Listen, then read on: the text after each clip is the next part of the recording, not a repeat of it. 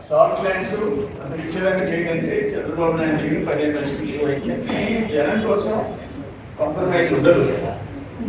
High tension towers వేస్తే 50,000 ఇస్తున్నాయి, ఆపేసి 3,50,000 ఇస్తామని చెప్పి 2009 ఏళ్ల క్రితం.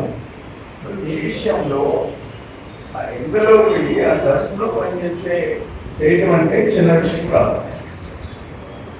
ఇది కష్టపడితేనే అది కరెంట్ వస్తుంది. ఇప్పుడు ఆ కరెంటు అది లేకపోతే ఒక క్షణం జరగడం.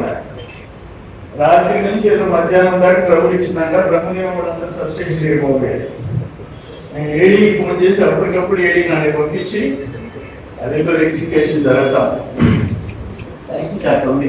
కరెంట్ లేకపోతే జరగదు, పాత రోజులు కాదు. ఇప్పుడు ఇదేంటంటే ఈ పవర్ ప్లాంట్ కూడా మన రాష్ట్ర అవసరాల్లో 10% ఇదే సప్లై చేస్తుంది.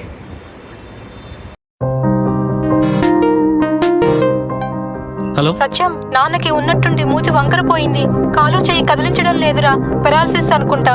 నాకు చాలా భయంగా ఉందిరా, త్వరగా రారా సత్యం. ఏంటి, నాన్నకి పెరాలసిసా? వస్తున్నా అమ్మా.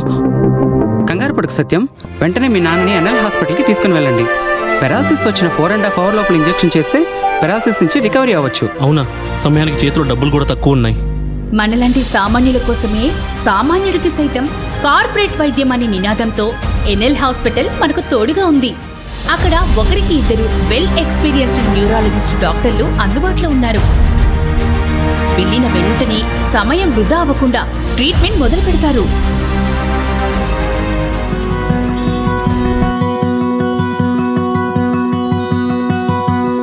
మనలాంటి సామాన్యులకు ఎటువంటి మెదడు మరియు నరాల సమస్యలకైనా కార్పొరేట్ స్థాయి వైద్యాన్ని అతి తక్కువ ఖర్చుకి అందిస్తుంది మన ఎన్ఎల్ హాస్పిటల్. ఎనలేని అనుబంధం.